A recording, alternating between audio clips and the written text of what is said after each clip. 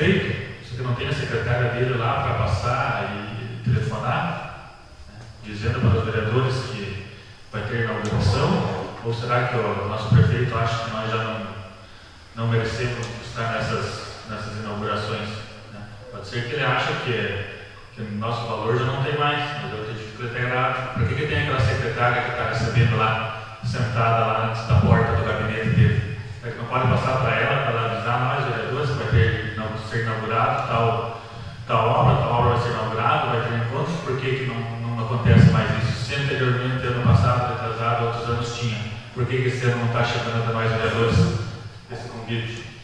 Não, eu acredito que não foi só o vereador Nivaldo, eu também não recebi esse convite, acredito que o vereador Natal, os outros vereadores também não receberam.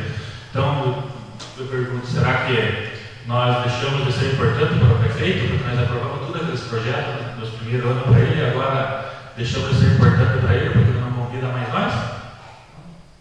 Fico indignado também, tá? Faço desabafo. O vereador Nivaldo tem razão de cobrar também, né? Porque umas obras que nós sempre estamos lutando para que aconteça no nosso município, que seja efetuada, realizada as obras, e quando chega na hora de inaugurar lá, só aparece meia coisa do secretário lá que nunca se interessaram em nada, só para comparecer lá para estar segurando a fila. E nós, vereadores, que estamos sempre brigando pela população, sempre pedindo melhorias para o nosso município, por que não somos convidados para isso? Então é uma indignação, desculpa o desabafo, mas tem horas que a gente tem que desabafar mesmo. Obrigado pela palavra.